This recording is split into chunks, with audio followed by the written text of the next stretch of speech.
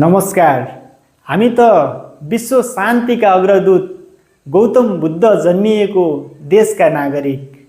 यहाँ हरेक दिन सडकमा टायर बलिरहेको सुहाउँदैन, हरेक दिन सडकमा मसाल जलेको सुहाउँदैन, हरेक दिन सडकमा जनता र प्रहरी बीचको मुठभेडमा 4 जना प्रहरी र 8 जना जनता घाइते भएको सुहाउँदैन, हरेक दिन सडकमा ठुला ठुला कर्कश ध्वनिहरू गुन्जेको सुहाउँदैन।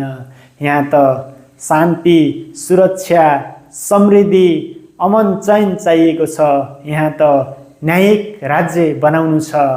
यहाँ कसैको विरोध, कसैको खैरो खन्नु, कसैको खिचिट्युरी गरेरै बस्ने मान्छेहरू चाहिएको छैन। यहाँ त एक अर्कालाई साथ, सहयोग र सपोर्ट गर्ने मान्छेहरू चाहिएको छ। यहाँ त न्याय चाहिएको छ। यहाँ कसैलाई गलत गर्ने छुट चाहिएको छैन। यहाँ सबैलाई सुरक्षाको प्रत्याभूति हुने कुराहरू चाहिएको छ।